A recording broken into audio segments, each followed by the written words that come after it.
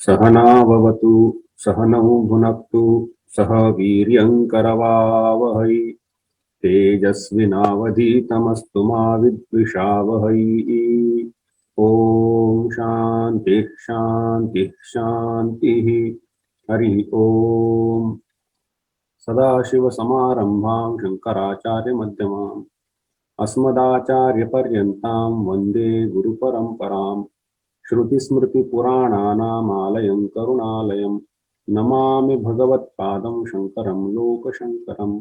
शङ्करं शङ्कराचार्यं केशवं बादरायणं सूत्रभाष्यकृतौ वन्दे भगवन्तौ पुनः पुनः। ईश्वरो गुरुरात्मेति मूर्तिभेदविभागिने व्योमवद्व्याप्तदेहाय दक्षिणामूर्तये नमः। उपस्थित श्रोतृवर्ग को नमस्कार। इस सत्र में अद्वैत वेदांत के साधना का विषय जो है, मुक्ति का मार्ग ऐसा नाम रखा था, उसमें वो ठीक ही है, क्योंकि वेदांत का या हिंदू धर्म का प्रधान कर्तव्य बद्ध जीव को मुक्ति देना यह है। बंधन से मुक्ति तक, कर्म रूप बंधन से कर्म के पार चले जाना, यहाँ तक का प्रवास कराना, यही सर्वप्रधान लक्ष्य है। जिसको चार पुरुषार्थों में धर्म अर्थ काम मोक्ष, ये मोक्ष जो पुरुषार्थ है जो सबसे प्रधान माना गया, क्योंकि वह नित्य है और वह ब्रह्म ज्ञान से होता है। और ब्रह्म ज्ञान जो है यहाँ पर बोला गया, वो मन की एक वृत्ति है, और वह वृत्ति होने के लिए चित्त की योग्यता होनी चाहिए, और वो योग्यता संपादन करना ही साधना है। योग्य चित्त हो तो वह उसको वो ब्रह्माकारा वृत्ति बनेगी, ब्रह्म ज्ञान होगा तो कर्म बंधन से जीव मुक्त हो जाता है। और उस योग चित्त की योग्यता का संपादन करना, यही साधना का लक्ष्य है। उसमें हमने पिछले सत्र में जैसे आलोचना की थी कि मल, विक्षेप और आवरण, ऐसे तीन मुख्य स्तरों से साधना गुजरती है। मल के विषय में जो आलोचना हुई थी कि चित्त पर जो मल है वह हटाना है। हटाने के जो उपाय है उसमें निष्काम कर्मयोग, जप और प्राणायाम, ऐसे तीन उपाय तीनों किए जा सकते हैं, आपसी विरोध नहीं है, किए जाते भी हैं। जो निष्काम कर्मयोग है उसके विषय में विस्तार से तो चर्चा हुई है, उसको समाप्त करके उपासना की ओर बढ़ना है। कुछ प्रश्न उपस्थित हो जाते हैं कर्मयोग के बारे में, उनको लेकर के आगे बढ़ना है। विशेषतः कर्मयोग समाप्त हुआ कि नहीं, कर्मयोग की जो आवश्यकता है वह पूर्ण हुई कि नहीं, और कब तक कर्मयोग करना है, इसके बारे में शास्त्र का क्या वचन है, क्या कहना है। तो कर्मयोग में कौन से कर्म, हमने पहले से आलोचना कर रखी कि वेदांत अपने अपने प्रतिपादन के अनुकूल कर्मों का विभाजन कर लेता है, काम्य, निषिद्ध, नित्य और नैमित्तिक। पांचवा कर्म है जो कि प्रायश्चित। तो इसमें काम्य कर्म और निषिद्ध कर्म दोनों को करने का तो कोई विचार ही वेदांत नहीं करता है। नित्य कर्म जो है, और नित्य नैमित्तिक, और गलती हो तो प्रायश्चित, ये कर्मों का विधान है। अब इसके लिए एक गीता में एक स्थान आता है जिस पर बहुत बहस छिड़ी रहती है, और उसका निर्णय होना थोड़ा सा कठिन भी हो जाता है। गीता में छठे अध्याय में अनाश्रितः कर्मफलम कार्यं कर्म करोति यः स सन्यासी च योगी च न निरग्निः न चाक्रियः, ऐसा एक श्लोक है, पहला ही श्लोक है। अनाश्रितः कर्मफलम कार्यं कर्म करोति यः स सन्यासी च योगी च न निरग्निः न च अक्रियः।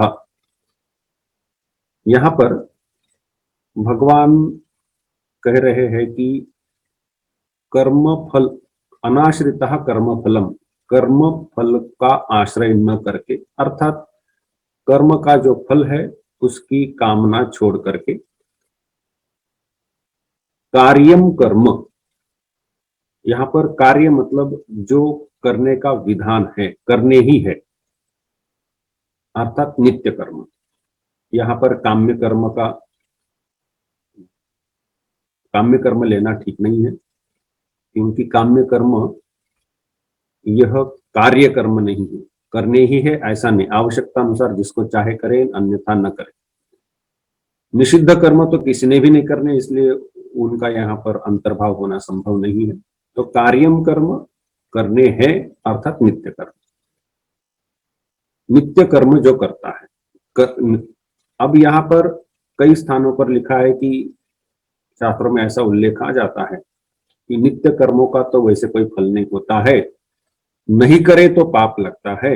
इस पर आलोचना हो चुकी है कि अकरणे प्रत्यवाय साधनानि जो है, न करने से पाप लगता है, तो न करने से पाप लगता है कि नहीं, इसके बारे में प्रायः एक सत्र हमने दे दिया है। तो जो नित्य कर्म है उनको करने से पुण्य लगता ही है, और यह नित्य कर्म करने से चित्त की शुद्धि भी होती है। यदि कर्मफल की कामना छोड़ दे, अनाश्रितः कर्मफलम, कर्म का जो फल है, आगे चल करके अच्छे अच्छे लोकों में जन्म होना और सुख का उपभोग होना, अर्थात पुण्य की कामना, पुण्य होने से ये सब हो जाता है। तो पुण्य की कामना जो मन में रहती है, उस कामना को यदि छोड़ दिया जाए तो वो अनाश्रितः कर्मफलम हो जाएगा। और ऐसे कर्मफल की आशा न करके नित्य कर्मों को यदि कोई करता है तो वह सन्यासी है, योगी है। तो सन्यासी च योगी च न निरग्नि न च अक्रियः, अर्थात निरग्नि यहाँ पर अग्निहोत्रादि जो कर्म है, वह अग्निहोत्रादि कर्म जिसने त्याग दिए है वो कोई सन्यासी नहीं है। और जिसने क्रियाएं छोड़ दी है, तप दान आदि जो क्रिया है वो जिसने छोड़ दी है, न च अक्रियः, वो भी सन्यासी नहीं है। तो सामान्यतः ये जो न निरग्नि न चाक्रियः, इसके बारे में भी एक समस्या उपस्थित हो जाती है कि तो फिर कभी भी अग्नि क्रिया अर्थात अग्निहोत्रादि कर्म नहीं छोड़ने हैं, और तप दान आदि जो कर्म है वो भी कभी भी नहीं छोड़ने हैं। केवल छोड़ने से तो सन्यासी होता ही नहीं है, और यदि छोड़ दिया है तो उसको कैसे सन्यासी कहे। लेकिन भगवान भाष्यकार आचार्य शंकर,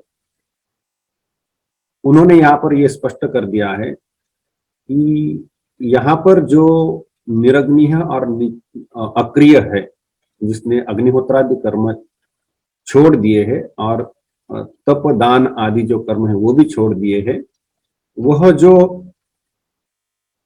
उसको सन्यासी नहीं बोला जा सकता या योगी भी नहीं बोला जा सकता। यह जो उल्लेख है उसका भाव ये है कि यहाँ पर जो कर्मफल की कामना छोड़ करके नित्य कर्म करने वाला है उसकी स्तुति की गई है, एवं जो कर्मफल की कामना छोड़ करके नित्य कर्म करता है वह गौण रूप से सन्यासी भी है और योगी भी है, मुख्य रूप से नहीं। क्योंकि जो मुख्य रूप से सन्यासी है उसने कर्म छोड़ने ही है, ऐसा इसी शास्त्र में, गीता शास्त्र में ही उल्लेख है। और कई बार भगवान ने इसका उल्लेख कर रखा है कि सभी कर्मों का त्याग करना, ये अग्नि क्रिया हो या तपोदान आदि कर्म जो है, उनका एक समय के बाद त्याग करने का विधान इस गीता शास्त्र में कई बार आया है। और इसीलिए विरोध हो जाएगा अपने ही वचन से तो इसीलिए यहाँ पर ये गौण रूप से उल्लेख किया है, मुख्य रूप से उल्लेख नहीं किया है। ये एक यहाँ पर समस्या की जड़ है। यहाँ पर एक तो कर्मफल की आशा छोड़ करके कर्म करने हैं और वह कर्म नित्य कर्म है, और यह इस प्रकार के कामना छोड़ करके नित्य कर्म करने वाला सन्यासी और योगी है, और जिसने अग्नि छोड़ दिया है, कर्म छोड़ दिया है, अर्थात तपोदान आदि कर्म छोड़ दिए है, वो नहीं है। तो यहाँ पर भाव यह मुख्य लेना चाहिए कि जो साधक है वो साधक भी सिद्ध के योग्यता का गौण रूप से माना गया है। अब यह जो कर्मयोग का विधान है, अनाश्रितः कर्मफलम कार्यम कर्म करोति, यह कब तक करना है इसका भी निर्णय होना चाहिए। इसलिए गीता के 6ठे अध्याय में यह प्रकरण उसी के लिए आया है, बड़ा आवश्यक बनता है, और शास्त्र प्रमाण के बिना ये भ्रम दूर भी नहीं होते हैं। वेद ने या भगवान ने क्या बोल के रखा है यह जानना आवश्यक होता है, और इस प्रमाण के द्वारा हमारे मन में विशेष श्रद्धा उत्पन्न हो जाती है कि जब भगवान ने बोल के रखा है, उपनिषदों ने बोला है, तो फिर ये ठीक ही है करके किसी की मनमानी नहीं है। तो इसलिए हमें शास्त्र वचन देखना आवश्यक होता है। तो तीसरा श्लोक जो है वहां पर भगवान ने इसको स्पष्ट कर रखा है कि यह जो कर्मयोग है या कर्म जो है कब तक करना है। इसके लिए श्लोक आता है, आरुरुक्षो हो मुने योगम कर्म कारणम उच्यते योगारूढ़स्य तस्यैव शमः कारणम उच्यते। आरुरुक्षो हो मुने, इसका एक थोड़ा विस्तार कर लेते हैं। आरुरुक्षो हो मुनेर योगम कर्म कारणम उच्यते। आरुरुक्षु अर्थात जो चढ़ना चाहता है, कहां पर? योग अर्थात ध्यान योग तक पहुंचना चाहता है, वह आरुरुक्षु मुनि है। योग का योगारूढ़ होने की इच्छा रखने वाला मुनि। तो अर्थात अभी ध्यान योग तक पहुंचा नहीं है, निचले सोपान पर कहीं पर है। तो यदि इस सोपान से चढ़ना है तो क्या करे, कैसे चढ़े? क्योंकि आगे चल करके ध्यान करना है, ध्यान योग का आरंभ होना है। तो ध्यान योग का आरंभ करने के लिए क्या करना चाहिए? तो इसीलिए कर्म कारणम उच्यते। आरुरुक्षो हो मुने योगम कर्म कारणम उच्यते। कर्म करना चाहिए। कौन सा कर्म? इसका निर्णय पहले श्लोक में कर रखा है, अनाश्रितः कर्म कर्म फलम कार्यम कर्म। ये जो कार्य कर्म है उसका विधान हो चुका है। तो ये जो कर्म बोले हैं यह योगारूढ़ होने के लिए करने हैं। इन कर्मों के द्वारा ध्यान योग की योग्यता तक पहुंचना है। अब जब पहुंच जाता है तो क्या करना है? इसलिए अगला वचन है, योगारूढ़स्य तस्यैव शमः कारणम उच्यते। जब वो योगारूढ़ हो जाता है अर्थात ध्यान योग के योग्य बन जाता है तो उसको योगारूढ़ बोला जाएगा। योगारूढ़स्य तस्यैव शमः कारणम उच्यते। तो वह जो कर्म, जिस कर्म के द्वारा ध्यान योग की योग्यता प्राप्त कर ली है, उन कर्मों का विराम कर देना चाहिए। शमः शांति, विराम कर देना चाहिए। लौकिक उदाहरण से भी समझना चाहे तो यदि नदी पार करनी है तो नौका की आवश्यकता है। जब नदी पार कर ली तो नौका छोड़ देनी है। नौका को वहां से और अधिक आगे नहीं ले जाना है, वहां से आगे चलने के लिए अन्य साधनों का उपयोग करें। इसी प्रकार यहां पर कर्म योग करके ध्यान योग की योग्यता प्राप्त करनी है, और जब वो योग्यता प्राप्त हो जाती है तो इन कर्मों का त्याग कर देना चाहिए। तो ये कर्म कैसे करने हैं, फल की कामना नहीं रखनी है, कौन से करने हैं, किस भावना से करने हैं आदि विस्तार, इसके बारे में तात्विक चर्चा हुई है, इसलिए उसमें अब नहीं जाने वाले।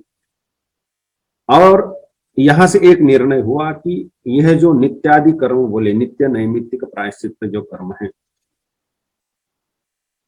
यह चित्त की शुद्धि संपादन करने के लिए है। जो मल है, चित्त पर जो मल है उसका नाश करने के लिए। पिछले सत्र में हमने आलोचना की थी, एक तालाब का उदाहरण लिया था कि उसमें यदि मैला पानी है और बड़ा तरंगाई चंचल पानी है तो उसके तल पर रखी हुई जो चीज है वो देखने में कठिनाई हो जाती। तो सर्वप्रथम उस जल को शुद्ध करना होगा, बाद में शांत करना होगा, तभी वस्तु दिखाई देगी। तो शुद्धि सर्वप्रथम तो ये चित्त की शुद्धि करनी है, और चित्त को एक तालाब की उपमा बहुत बार दी ही जाती है समझने की सुविधा से। तो यह जो कर्म फल की कामना छोड़ करके नित्यादि कर्म जो है वह करने से चित्त शुद्ध होता है, और चित्त जब शुद्ध हो जाता है तो इन कर्मों का विराम कर देना चाहिए। फिर से चित्त मलिन न हो इसकी सावधानी बरतनी चाहिए।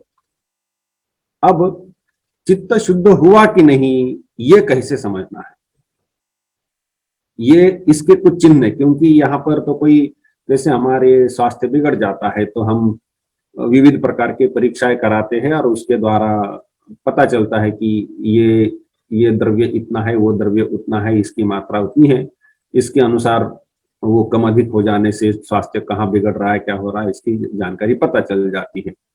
ताप ताप कितना है उसको नापने के लिए तापमापी या ऐसे कई सारे उपकरणों का भी उपयोग हो जाता है।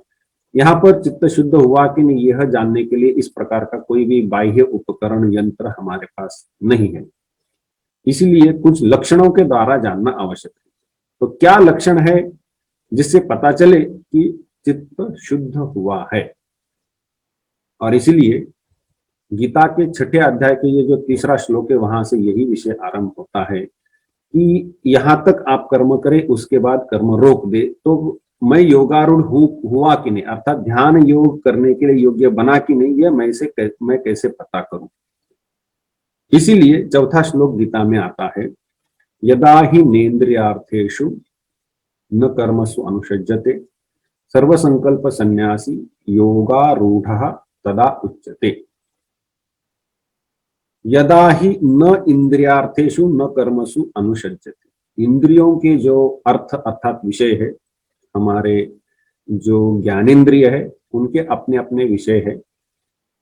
चक्षु इंद्रिय है उसके देखने के विषय है, घ्राण है उसके गंध के विषय है, जिह्वा आस्वाद के विषय है आदि।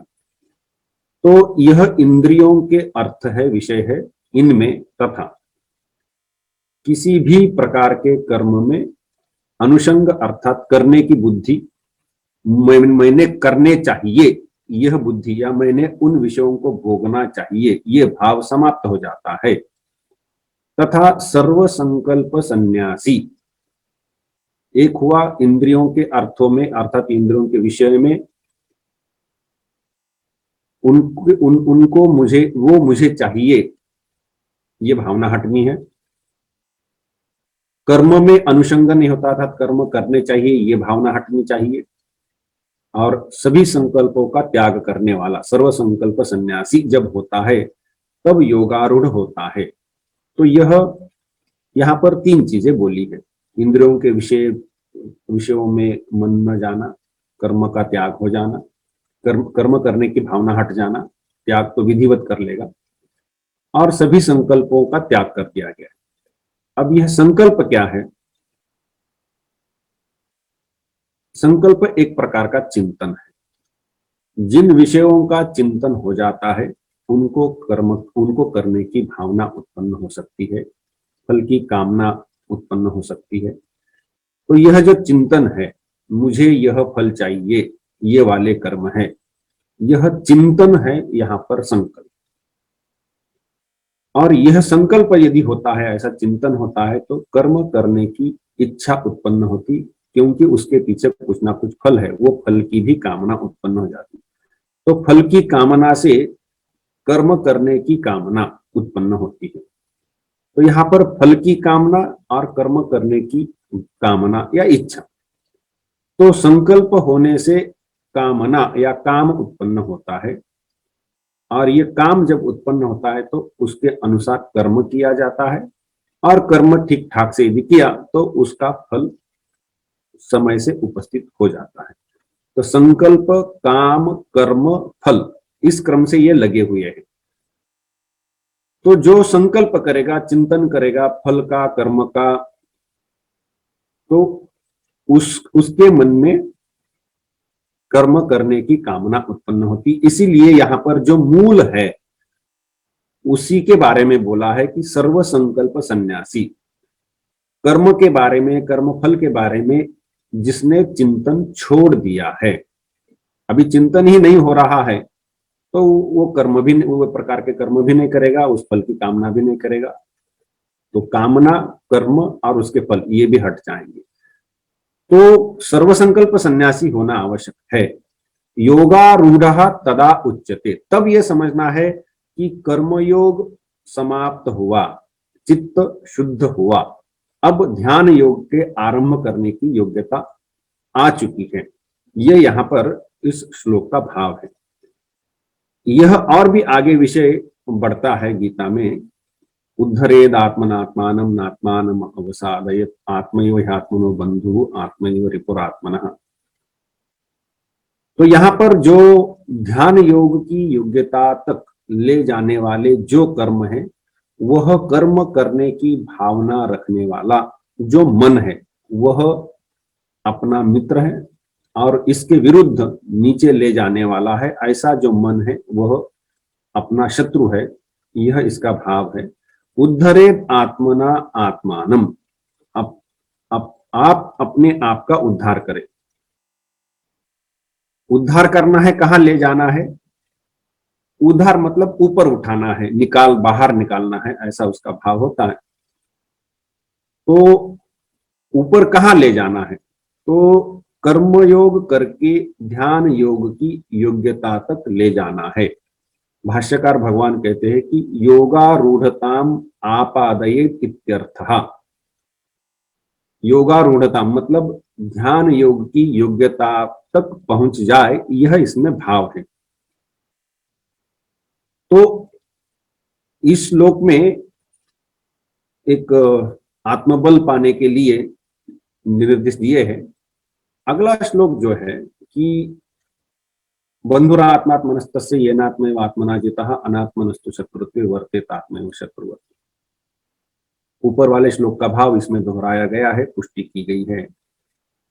अब जैसे हमने 3 लक्षण देखे कि इंद्रियों के विषयों के बारे में और कर्मों के इसमें अनुषंगने अर्थात कर्तव्यता बुद्धि, ये मुझे करने चाहिए या विषय मुझे भोगने हैं, ये भावना हट जाती है, तथा सभी संकल्पों का त्याग कर देना है। ये 3 लक्षण है। यह जिसके मन में जितनी मात्रा में है, क्या है कि अचानक एक दिन उठे और सुबह पता चला कि मुझे सभी इंद्रियों के जो विषय है उसमें किसी को भी भोगने की इच्छा नहीं हो रही है, किसी भी प्रकार के फल की कामना से जो है वह कर्म करने की भावना मेरे पूर्णतः हट गई है, और मेरे मन में अभी आज सुबह से ही कोई भी इस प्रकार का संकल्प या कर्म फल उसके परिणाम आदि की जो है उसका चिंतन रुक गया है, ऐसा अचानक से नहीं होने वाला है। तो उसकी यह जैसे जल का शुद्धिकरण करते हैं, तो धीरे धीरे शुद्ध होता होता होता अशुद्धि हटते हटते शुद्ध हो जाएगा। इसी प्रकार ये निष्काम कर्मयोग करने से क्रमशः ये कम होते होते उनकी मात्रा कम होती चलेगी। और इसी प्रकार से ये इन लक्षणों को देखना है कि वो पहले कितनी थी मात्रा और अब कितनी है। इंद्रियों के विषय भोगने की कामना बड़ी प्रबल थी मान लीजिए, और बाद में वो यदि कम हो जाती है तो चित्त शुद्ध होता चल रहा है, मल कम होता जा रहा है, ये इससे पता करना चाहिए। तो ये पॉइंटर से ये मुद्दे है ये लक्षण है जिनकी मात्रा से पता चलना है कि ठीक दिशा में चल रहे हैं कि नहीं। अगला जो 6वें अध्याय का 7वां श्लोक आता है वो जितात्मनः प्रशांतस्य परमात्मा समाहितः शीतोष्ण सुख दुखेषु तथा मानापमानयोः ज्ञान विज्ञान तृप्तात्मा कूटस्थो विजितेन्द्रियः युक्त इत्युच्यते योगी समलोष्टाश्म कांचनः। 7वां और 8वां श्लोक। जितात्मा, जिसने अपने आप को वश में कर लिया है। तो कर्मयोग करते करते ध्यान योग की योग्यता तक पहुंचते पहुंचते अपने आप को वश में करना, अपने आप को अर्थात इंद्रियों को, मन को, ये दो है जिनको वश में करना पड़ता है। तो अपने आप पर विजय पाना मतलब मन पर विजय पाना है और इंद्रियों पर विजय पाना है। इंद्रियां हमें उनके विषयों के ऊपर और न खींचे, और मन जो चाहे वो चिंतन करते बैठे और जो काम उसको अच्छा लगता है वो करा के ले, ऐसा नहीं होना चाहिए। हमें जहां पहुंचना है उसी दिशा में मन ने चलना चाहिए। तो यहाँ पर ध्यान योग की ओर बढ़ना है, तो ध्यान योग की योग्यता पाने के लिए जो कर्म करने उचित है उसी दिशा में जो मन चलता है वह मन संयम में है, ऐसा समझ सकते हैं। चितात्मनः प्रशांतस्य, प्रशांत एक शांति भी उसमें आनी चाहिए। जैसे तालाब चंचल है, तालाब का पानी बड़ा चंचल होता है तो अशांत है, तो क्रमशः शांति, एक वो तरंगों की कमी, क्योंकि जैसे तालाब में यदि अनेक जलधाराएं गिर रही है तो उससे जो तालाब का जल है वह बड़ा ही चंचल अशांत दिखाई देता है।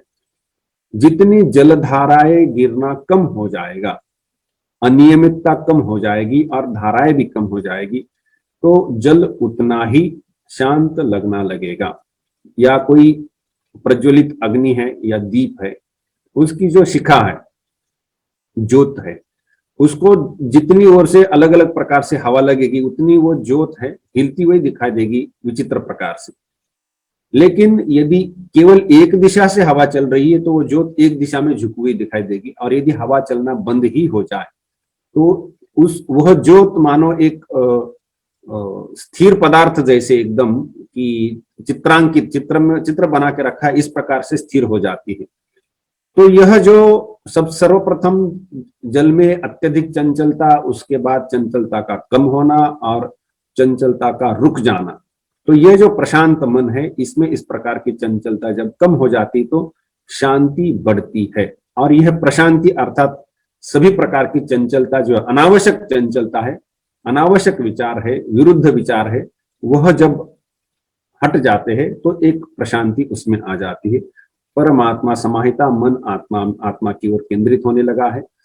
तथा शीतोष्ण सुख दुखेशु तथा मानापमानयोः, शीत उष्ण और मानापमान इनमें समत्व बुद्धि आनी चाहिए, क्योंकि यहाँ पर ये शीतोष्ण और मानापमान दो स्तर के विषय बोले हैं। शीतोष्ण शरीर के स्तर पे और मानापमान जो है वह मन के स्तर पर है। मानापमान मन में होते हैं, शीतोष्ण आदि का जो वो शरीर पर आते हैं और शरीर से मन में चले जाते हैं, और मन ही चंचल होता है। शरीर के चंचल होने के स्थान पर मन ही चंचल होता है वस्तुतः, लेकिन जो उसको चंचल करने के जो उद्दीपक कारण है वो कभी मन के अंदर से उपस्थित हो जाते हैं, कभी शरीर की ओर से उपस्थित होते हैं।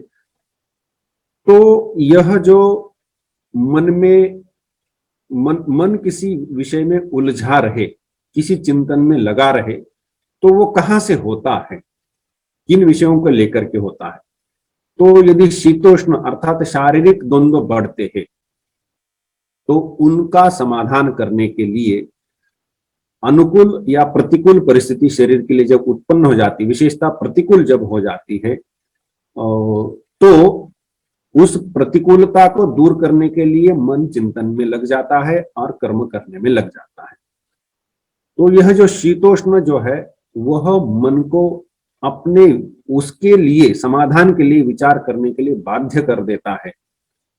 इसीलिए यह द्वंद्व है। हमें चलना है ध्यान की ओर, हमें हमारे सामने जो विषय रखा है उसी का ही हमें चिंतन करना चाहिए।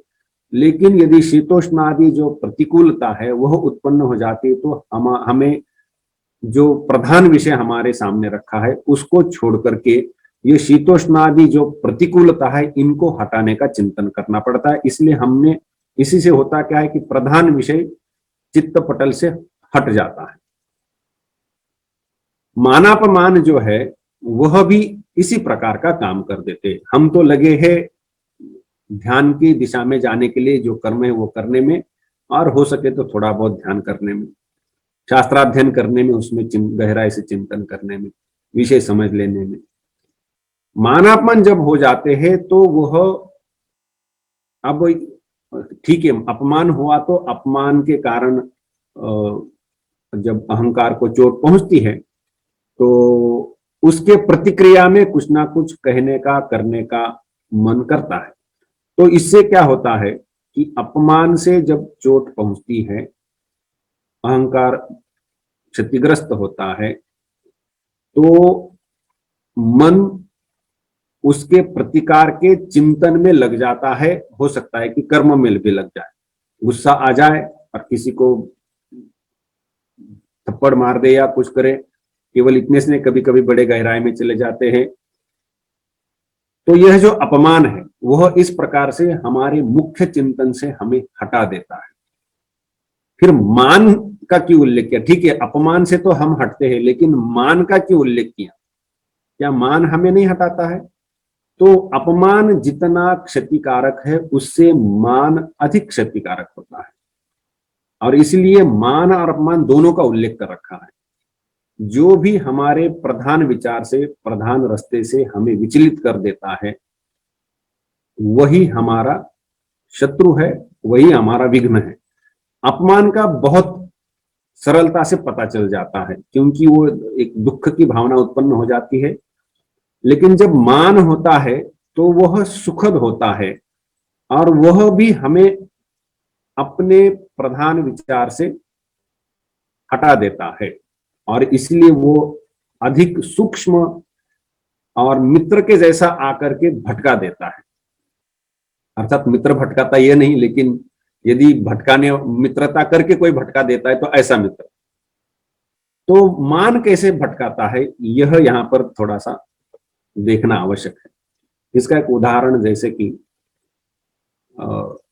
गाना गाने का मैं मान लो कि अभ्यास कर रहा हूं, और थोड़ी बहुत गाना गाना सीख भी लिया, और किसी स्थान पर मित्रों के सामने या किसी छोटे समुदाय में मुझे गाने का मौका मिलता है, तो हो सकता है कि कुछ लोग आकर के बोले कि क्या बढ़िया गाना गाया, हम तो एकदम आप्लुत हो गए, हम तो मतलब सब दुनिया को भूल गए थे, और इतना हमें रसास्वाद हुआ, वाह क्या माधुर्य है, क्या सुर है, क्या ये है। तो अच्छी बात है, यदि अच्छा गाया है तो उन्होंने स्तुति की, मान मिला, ठीक ही है। इसका दुष्परिणाम क्या हो सकता है, इसमें क्या क्षति क्या है, ये प्रश्न उपस्थित हो सकता है। तो सब ठीक ही तो लगता है, तो होना ही चाहिए, अच्छा जिसने किया उसकी तो स्तुति होनी चाहिए, और स्तुति होती है तो उसमें खराबी क्या है, कमी क्या है? जब मान हो जाता है तो उस दिशा में हम और अधिक प्रयास कर लेते हैं, यह इसकी समस्या की जड़ है। तो ये भी हो सकता है कि फिर गाना गा रहे हैं तो उसकी यदि स्तुति हो जाती तो उसमें हम और गहराई से गाना अभ्यास करें और उसमें आगे बढ़े, ये तो ठीक ही है।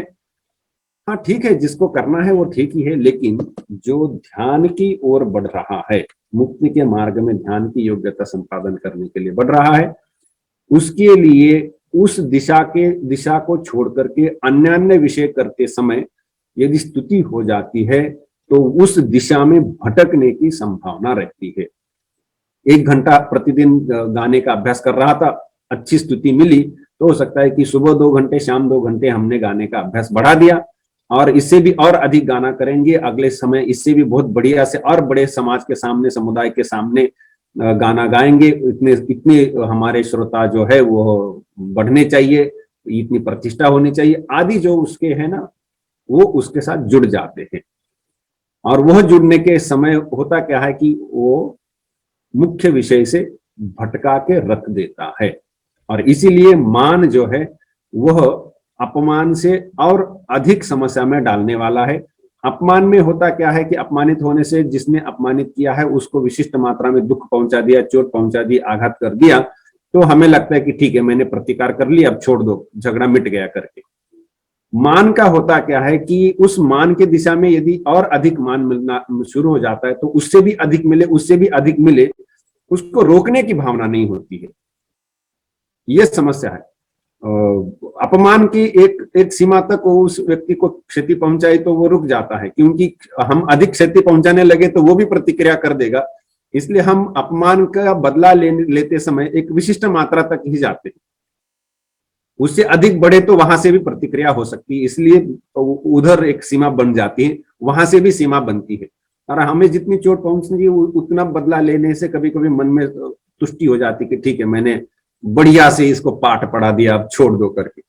ठीक है, तो अपमान जो है वो वहां तक ले जाता है और वहां उसकी सीमाएं अंदर से भी बाहर से भी लग जाती है, और इसीलिए वो एक हद से आगे बढ़ने नहीं देता है प्राय। मान जो है वह सुख का अनुभव कराता है, अच्छा लगता है अंदर, और इसीलिए उसकी कोई सीमा बाहर न बाहरी सीमा है ना अंदर की सीमा है। अंदर से लगता है कि और मैं अच्छे से गाना गाऊं, अच्छे से प्रवचन करूं, या जो कुछ है, जो जो हमारे ज्ञान के या किसी के भी क्षेत्र है उसमें मैं और अच्छा करूं, तो उसे अच्छा करने से और अधिक लोग उसको सम्मानित करेंगे, और उनके भी सम्मान करने की कोई सीमा तो नहीं है। यदि अच्छा करते हैं तो और अच्छी उसको जो प्रतिष्ठा मिलती है, यश मिलता है, और वो स्तुति बढ़ती जाती है, और वो जितनी बढ़ती है उतनी अच्छी लगती है। इसलिए इसकी बाहरी सीमा या अंदर की सीमा बनती ही नहीं है, और इस प्रकार से मान के अंदर इतना उलझ सकता है कि उससे कैसे बाहर निकले, इतने अंदर जाने के बाद ये मार्ग भी प्रायः दिखना बंद हो जाए। तो इसलिए मान और अपमान दोनों में समता बुद्धि रखने की यहाँ पर बात बोली गई है। नहीं तो ठीक है कि बहुत गर्म है तो थोड़ा सा ठंडा हो तो ठीक है, अधिक ठंडा हो जाए तो वो भी अच्छा नहीं लगता है। दोनों शीतोष्ण के समय दोनों अधिक मात्रा में शीत या उष्ण जो है उसकी मात्रा अतिरिक्त हो जाती तो दोनों प्रतिकूल लगने लगते हैं। वो तो हमें समझ में आ सकता है कि वो ये दोनों भी द्वंद्व में डालते हैं और दोनों का प्रतिकार करने की भावना या आवश्यकता उपस्थित हो जाती है, और हम करते भी है। थोड़ा गर्म होने लगा कि पंखा लगा देते हैं, पंखे का स्पीड बढ़ गया, या शाम के समय दिन में चल रहा था, शाम के समय ठंडी हवा बहने लगी तो पंखा बंद कर देते हैं, इत्यादि इत्यादि। तो हम दोनों की मात्रा जो है अधिक होने से प्रतिकूलता हो ही जाती है। मानापमान में दोनों की मात्रा अधिक हो जाने से प्रतिकूलता होती कहां है? अपमान में हो जाती है, ठीक ही है, मान में कहां हो जाती, ये प्रश्न उपस्थित होता है।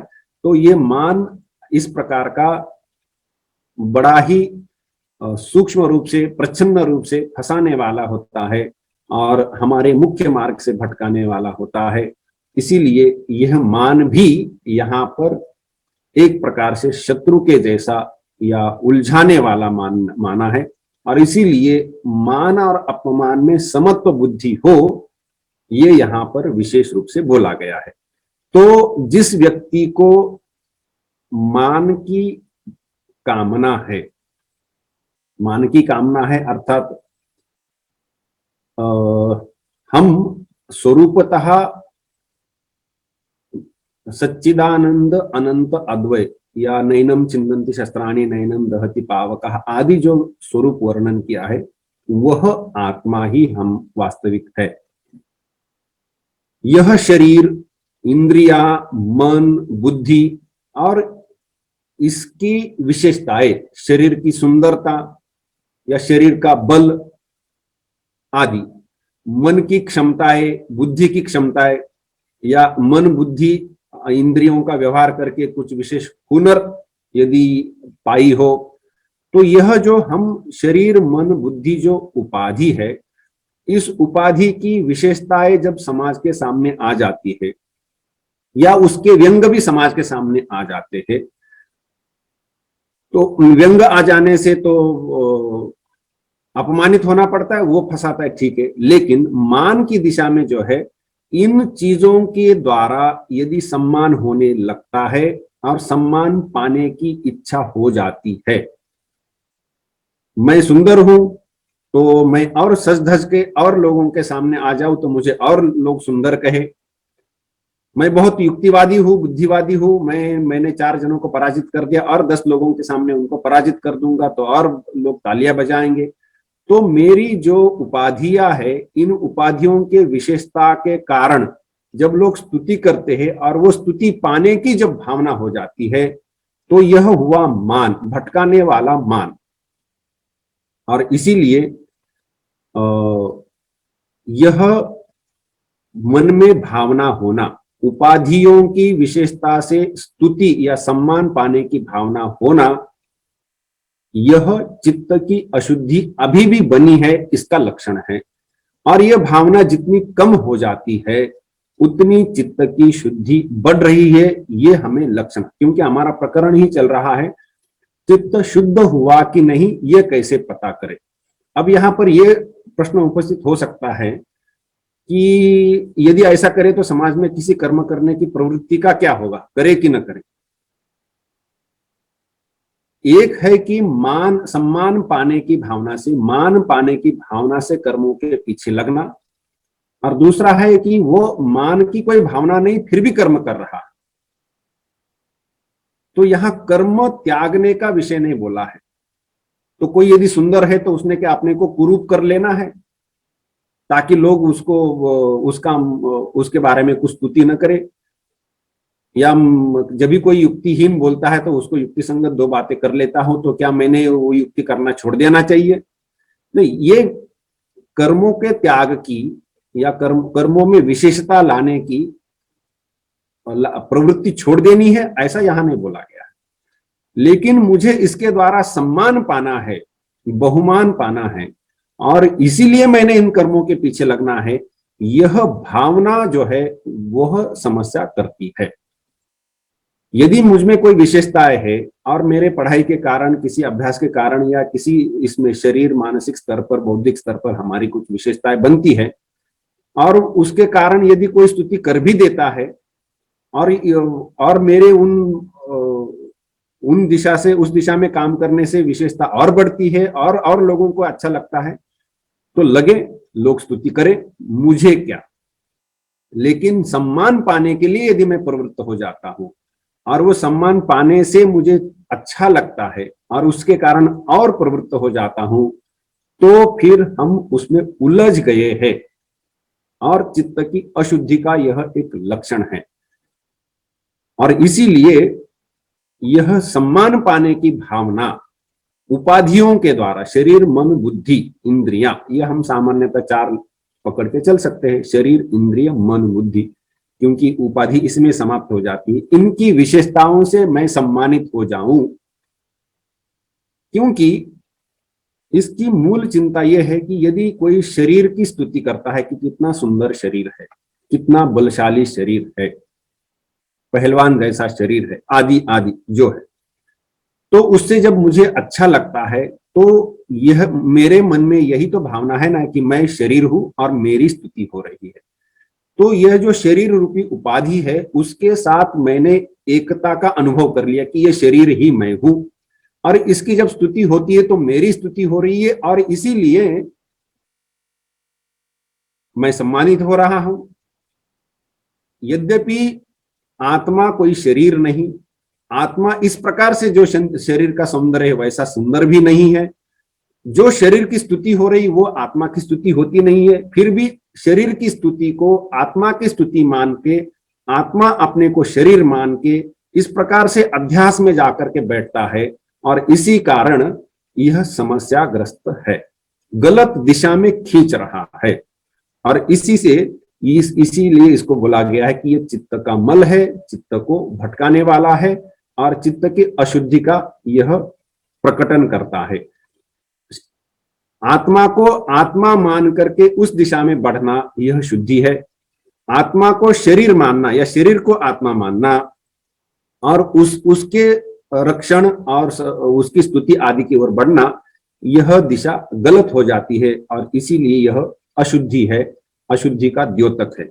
और यह भावनाएं जितनी कम हो जाती हैं उतने चित्त शुद्ध हो रहा है, यह समझना चाहिए। तो यह है लक्षण।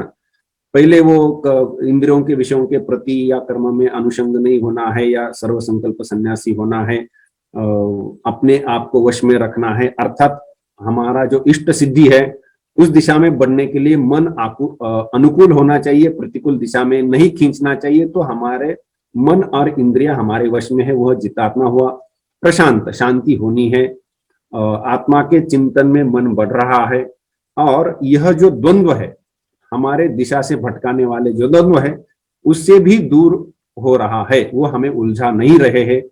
हमारे प्रधान रास्ते पर हम लगे रहे हैं। आगे 8वां जो श्लोक है, ज्ञान विज्ञान तृप्तात्मा कुटस्थो विजितेन्द्रिय युक्त इत्युच्यते योगी समलोष्टाश्म कांचन। ज्ञान अर्थात शास्त्र पढ़ करके जो ज्ञान, थ्योरेटिकल हम जिसको कहते हैं, सैद्धांतिक जो ज्ञान है या शाब्द बोध है, वह यहाँ पर ज्ञान है। विज्ञान अर्थात उसका अनुभव। यहाँ पर गीता में जो शब्द ज्ञान विज्ञान तृप्तात्मा, विज्ञान शब्द किस अर्थ में आ रहा है कि जैसे गुड़ कैसे होता है तो मीठा होता है, किसने बोल दिया। मैंने इसके पहले कभी भी गुड़ यदि नहीं खाया हो और किसी ने बोला कि गुड़ मीठा होता है तो मुझे उस वाक्य से पता चलता है कि गुड़ मीठा होता है, मधुर होता है। लेकिन जब मैं वास्तविकता से जब गुड़ खा लेता हूं तब मुझे उसकी मिठास जो है वो पता चलती है। तो वाक्य से भी मुझे पता चला था कि गुड़ मीठा होता है और गुड़ खाने से भी मुझे पता चला कि गुड़ मीठा है। तो लेकिन इन दोनों ज्ञानों में फर्क है और इसीलिए जो वाक्य से जो ज्ञान हुआ है वो यहाँ पर ज्ञान शब्द से बोला गया है। और गुड़ खाने से जो मुझे ज्ञान हुआ है, गुड़ मीठा यही ज्ञान हुआ है मुझे, फिर भी खाने से जो हुआ है उसमें अंतर है और वह जो है उसको बोला है विज्ञान। तो ज्ञान विज्ञान तृप्तात्मा। तो इसलिए शास्त्राध्ययन से जो ज्ञान होता है वो ज्ञान और उसके अनुसार अनुभव, इसमें आत्मा की तृप्ति हुई है। कूटस्थ अर्थात जो विचलित नहीं होता है, विजितेंद्रिय जिसका इंद्रियों पर विजय हो चुका है, युक्तः इति उच्यते योगी समलोष्टाश्म कांचन। लोष्टाश्म कांचन, लोष्ट अश्म कांचन, ये 3 शब्द यहाँ पर आ रहे हैं। लोष्ट अर्थात मट्टी का ये बन जाते हैं, उसको लंप ऑफ क्लॉड इत्यादि, और पत्थर, और कांचन अर्थात सोना। तो मट्टी पत्थर सोना, इसमें जिसकी समता बुद्धि हुई है, ये है लक्षण। ये जब लक्षण दिखाई देते हैं तो युक्तः इति उच्यते योगी, इस समय उस योगी को युक्त अर्थात योगारूढ़, ध्यान योग के लिए योग्य माना जाएगा। तब तक नहीं। यदि कोई जानना चाहता है कि ध्यान आरंभ करना है मुझे, ये जो गीता में 6 अध्याय में 10वें श्लोक से ध्यान का जो ध्यान योग ही इसको कहा जाता है, तो ये जो ध्यान का जो उपदेश किया गया है वो ध्यान मुझे करना है, क्या मैं योग्य हूं, मुझे पता करना है। तो यह जो गीता के 6 अध्याय के 4थे श्लोक से 8वें श्लोक तक जो लक्षण बोले हैं, यह लक्षण जब दिखाई देते हैं अच्छी मात्रा में, तो यह समझना है कि हम ध्यान योग के लिए योग्य बन रहे हैं। और जब ये लक्षण अस्पष्ट रूप से है तो अभी ध्यान योग के लिए योग्य नहीं है, ये यहां से पता चलता है। तो ये जो 4थे श्लोक से, इन 5 श्लोकों के द्वारा यह जो विषय बोला गया, जो लक्षण बोले गए हैं, यह लक्षण संपन्न व्यक्ति योगारूढ़ है। और यह लक्षण दिखाई देने से जो कर्म है, चित्त शुद्धि के जो कर्म है, वह छोड़ने चाहिए, उनकी अभी आवश्यकता नहीं है। नदी पार करने से नौका छोड़ देनी चाहिए। नदी पार की है कि नहीं, ये जैसे वहां पर स्थूल होने से स्पष्ट रूप से पता चलता है, अध्यात्म मार्ग बड़ा ही सूक्ष्म होने से यह अस्पष्ट रहता है। और इसीलिए इसको इन लक्षणों के द्वारा पता करना होता है। जैसे स्वास्थ्य ठीक है कि नहीं, आरोग्य है कि नहीं, ये पता करने के लिए क्या ज्वर की मात्रा क्या है, काशी कितनी है, ये कितना है, वो कितना, ऐसे विविध प्रकार के लक्षण हैं। वो लक्षणों का, जो विचित्र लक्षणों का अभाव हो जाता है, वो रुक जाते हैं या बहुत कम मात्रा में चले आते हैं, तो ये समझ में आ जाता है कि अब रोग उपशम की ओर है या पूरा ही शांत हो चुका है। इसी प्रकार से यह लक्षण बोले गए हैं। यह जब लक्षण स्पष्ट रूप से दिखाई देते हैं तो कर्मयोग समाप्त हुआ, चित्त शुद्ध हो चुका है, अभी उन कर्मों की कोई आवश्यकता नहीं है, इसलिए योगारूढ़ हो चुका है। तो योगारूढ़स्य तस्यैव शमः कारणमुच्यते। तो ऐसे परिस्थिति में उन कर्मों का विराम हो जाना चाहिए, कर्मयोग समाप्त हो जाना चाहिए। अब इस प्रकार से जो योगी है या योगारूढ़ है, योगी ही बोला जाता है अभी इसके बाद इसको, कर्मयोग समाप्त जिसने किया है वह योगारूढ़ है, अभी इसको योगी बोला जाएगा। भगवत गीता में एक 9वां जो श्लोक आता है उसमें एक विशेषता है। वो विशेषता यह है कि यह जो इस प्रकार से चित्त की शुद्धि करके योगारूढ़ हो चुके योगी है, उनमें कोई विशेष योगी होता है क्या? विशेष प्रावीण्य वाला योगी होता है क्या? तो उसके बारे में भी भगवत गीता में उल्लेख आया है कि वो जो उसके लिए 9वां श्लोक आता है कि सुरून मुत्रारिदासीन मध्यस्थ द्वेष्य बंधुषु साधुष्वपि च पापेषु समबुद्धि ही विशिष्यते। ऐसा योगी, यह जो इतने योगारूढ़ योगी है उनमें से ऐसा योगी जो जिसको यह समता की बात आ रही है, यहां पर कहां पर समता? सुहृद हो, मित्र हो, या कोई उदासीन हो, या कोई मध्यस्थ हो, या कोई द्वेष करने वाला हो, या कोई बंधु हो, इनमें सब में समता की बुद्धि रखने वाला, साधु हो या कोई पापी हो, इन सभियों में समता बुद्धि रखने वाला जो है वह विशिष्ट कहलाए। समबुद्धि ही विशिष्यते, अर्थात जितने योगारूढ़ है इसमें यह विशिष्ट है या विशेष प्रावीण्य वाला है, इसने और अधिक प्रगति कर ली है। ये यहाँ पर समझना चाहिए। इस श्लोक का ये भाव है। अर्थात यहाँ पर सबसे महत्वपूर्ण मुद्दा यह है कि समता बुद्धि, जिसकी समता बुद्धि है वह जितनी अधिक है वह उतना बढ़िया से योगारूढ़ मानना चाहिए। ये यहाँ स्पष्ट रूप से दिखाई देता है। अब यहाँ तक कर्मयोग के बारे में विषय समाप्त हो जाता है। कर्मयोग का किसने करना है, कब तक करना है, उसके लक्षण क्या है, उनकी मात्राएं क्या है आदि इसकी चर्चा हो चुकी है और इसलिए कर्मयोग विषय हम समाप्त कर देंगे। अगला विषय हम ध्यान, उपासना आदि ले लेंगे। तो आज के इस सत्र के विषय में या कर्मयोग के विषय में या पुराना कोई भी विषय हो, इसके बारे में किसी को कोई प्रश्न हो तो हम आलोचना कर लेंगे। स्वामी जी, मैं दीपल बोल रही हूँ। जी स्वामी जी, मेरा एक प्रश्न है। मैं दीपल बोल रही हूँ। यहाँ पर जब आपने मान अपमान के लिए जो गीता में अभी 6ठे अध्याय में आपने बताया कि हमें समता रहनी चाहिए, समान भाव रहना चाहिए हमारा, तो उसमें जब ये अपमान वाली बात आई तो महाभारत जो हुआ तो वो कहीं ना कहीं ये कई बार लोग इस तरीके के कमेंट करते हैं कि एक तरफ तो ये कहा जाता है कि मान अपमान में समान रहना चाहिए और महाभारत अपमान को लेकर ही मतलब एक इतना बड़ा युद्ध हो गया, और एक तरफ श्री कृष्ण ने गीता के उपदेश में ये बोला है कि आपको समभाव रहना चाहिए मान अपमान। तो इसको हम किस तरीके से डिफेंड कर सकते हैं? अब ये जिस व्यक्ति को मुक्ति की कामना है उसके लिए यह साधना बोली गई है। जिसकी मुक्ति की भावना नहीं हो रही है उसके लिए ये चिंता का विषय नहीं। वो गहरे पानी में है, लेकिन जो बच है वो बच गया है, ऐसी बात नहीं, वो बहुत गहरे पानी में है। लेकिन जिसको इस दिशा में बढ़ना है उसको यह कीमत चुकानी पड़ेगी। यह जैसे हमें यदि इंजीनियर बनना है, डॉक्टर बनना है, तो इंजीनियर बनने वाले को बायोलॉजी या मेडिकल साइंस छोड़ ही देना पड़ेगा। उसकी पढ़ाई वो यदि सामर्थ्य, बौद्धिक सामर्थ्य वो कर ले, लेकिन उससे उसको क्या, उसको वो छोड़ना ही पड़ेगा। डॉक्टर बनना है तो इंजीनियरिंग की पढ़ाई, गणित इत्यादि विषय उसके लिए वैकल्पिक हो जाते हैं, नहीं भी पढ़े तो भी चल जाएंगे 10वीं के बाद।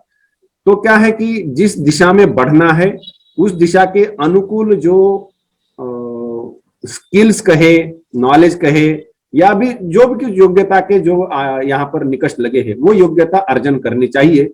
उसके बिना वो फल मिलता नहीं है। अब क्या है कि यदि मुक्ति की कामना है, निर्विकल्प समाधि पानी है, तो चित्त में समता आनी चाहिए। यदि समता नहीं आती है तो चित्त चंचल हो जाता है। समता नहीं है मतलब उसमें कुछ ना कुछ विचार आ रहे हैं, किसी की ओर विचार झुक रहे हैं, और विचारों का झुकना है वही समता का अभाव हो जाता है। तो विचारों के झुकने से चित्त में जब विचार बढ़ जाते हैं तो वह समाधि के विरुद्ध है, क्योंकि समाधि की स्थिति में चित्त पूर्ण रूप से विचारहीन हो जाता है। तो इसीलिए हमें उनको, उन विचारों को काटते काटते निर्विचार तक जा करके निर्विकल्प, कोई विकल्प भी उसमें नहीं रहे, यहाँ ले जाना है, तो उसकी तैयारी है। तो ये कीमत चुकानी पड़ेगी, इसमें कोई कुछ कर नहीं सकता है। केवल इन्होंने बड़ी कृपा से बोल दिया है कि भाई ऐसा है, यदि इधर बढ़ना है तो ऐसा, ये योग्यता की आवश्यकता है, इस रास्ते के यह नियम है, ये मान करके चलिए तो आपको इसमें सफलता मिलेगी। लेकिन यदि ये चंचलता भी नहीं हटनी, समता बुद्धि भी नहीं आनी है, तो ये फल फिर नहीं मिलेगा। यही केवल यहाँ पर मानना चाहिए। जी जी स्वामी जी।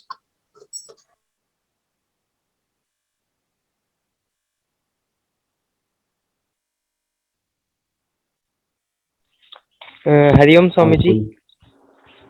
जी स्वामी जी, मेरा एक प्रश्न था कि कोई व्यक्ति है, साधक है, और उसको ये लक्षण जो अभी बताए, ये लक्षण उसमें नहीं दिखाई दे रहा है, या फिर उसका चित्त अभी उतना शुद्ध नहीं हुआ है, और वो ध्यान उपासना के लिए बैठता है। और जैसे आजकल कई प्रकार के बाजार में ध्यान के प्रकार आ गए हैं, ज्योत पे ध्यान करना, या भ्रू मध्य पे ध्यान करना, ओम में ध्यान करना। तो अगर वो नियमित रूप से घंटा 2 घंटा ऐसा ध्यान करता है, तो क्या इसके द्वारा उसकी चित्त शुद्धि नहीं होगी, या वो अपने मार्ग में आगे नहीं बढ़ेगा? हाँ, अब यहाँ पर एक प्रश्न जो उपस्थित किया है कि ध्यान की प्रक्रिया से चित्त शुद्ध होकर के एकाग्र यदि हो जाए तो क्या, या होते हैं या नहीं, या फिर चित्त शुद्धि के उपाय अलग है और चित्त की एकाग्रता के उपाय अलग है। यह जितने भी विविध प्रकार के ध्यान के जो तकनीक बोले गए हैं, इनको हम उपासना कह सकते हैं, ध्यान भी कह सकते हैं। इनके द्वारा इनका काम क्या है? चित्त के विभिन्न तरंग जो है, चंचलता है, उन उन विभिन्न चंचलता या विभिन्न तरंगों को, अलग बहुत सारे विचार उठते रहते, उसके स्थान पर किसी एक विशिष्ट विचार को पकड़ के रखना है, और जितने समय तक रख सके उतना अच्छा है। यही इन सब का एक मूल है।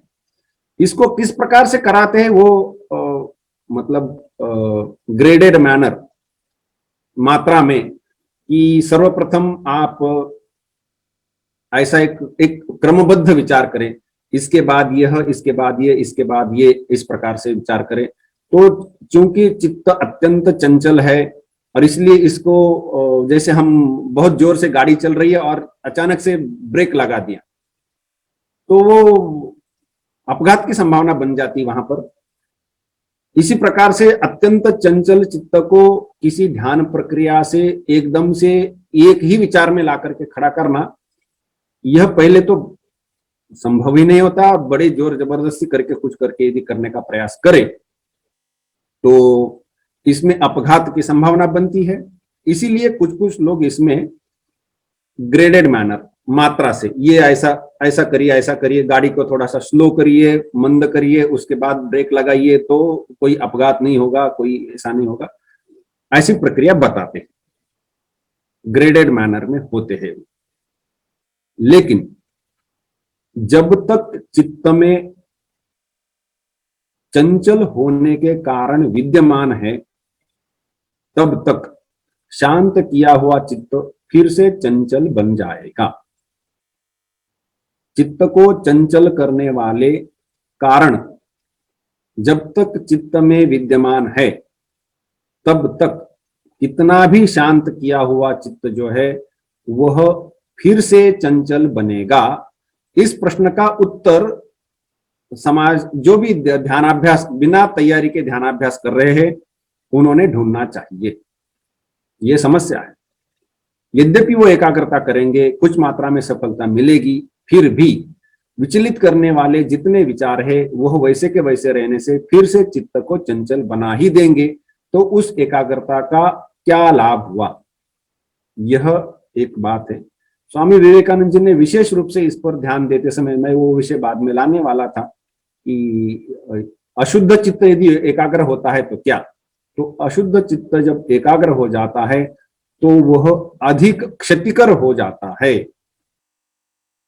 इसीलिए अशुद्ध चित्त को एकाग्र न करे, चित्त को शुद्ध करे और एकाग्र करे। जैसे अभी हमने देखा कि ये शीतोष्ण या मानापमान आदि जो विषय है, इंद्रियों के विषय है, कर्म करने की भावना है, विषयों का चिंतन है, सर्वसंकल्प सन्यासी विषयों का, कर्मों का चिंतन है, इंद्रिय वश में नहीं है। ऐसे परिस्थिति में चित्त यदि एकाग्र कर रखा है तो वो किस पर एकाग्र होगा?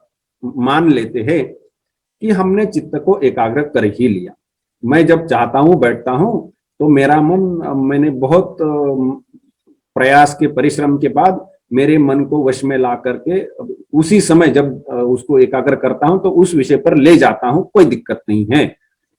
लेकिन यदि हमारे मन में इन सभी कर्मों के बारे में, इंद्रिय विषयों के बारे में या इंद्रिया वश में नहीं है, ऐसी स्थिति में ऐसा मन पड़ा हुआ है, ऐसी इंद्रिय पड़े हुए हैं, और हम वो एकाग्रता का जो जितना एक आधे घंटे का जो प्रसंग होता है उतना छोड़ करके जब उठ करके निकलते हैं तो ये सभी राक्षस हमारे सामने खड़े हैं। अब ये जो बाह्य आकर्षण जिनका चित्त पर प्रभाव है, ये सब जब खड़े होंगे तो यह जो एकाग्र चित्त है वो क्या करेगा? उन विषयों का चिंतन करेगा। जो अभी इसके पहले चित्त एकाग्र नहीं था, इसलिए वो थोड़ा सा मान में चला जाता, थोड़ा अपमान में चला जाता, थोड़ा शीत में चला जाता, थोड़ा उष्ण में चला जाता। अब ये जो एकाग्र हुआ चित्त है वह बड़ी एकाग्रता के साथ किसी विषय के अंदर लग जाएगा तो वह उसमें बड़े गहराई से उलझ जाएगा। यदि किसी गलत व्यक्ति के हाथ में शस्त्रास्त्र पड़ जाते हैं तो, और वो जितने प्रभावी शस्त्रास्त्र होते हैं वो उतनी ही क्षति करेगा।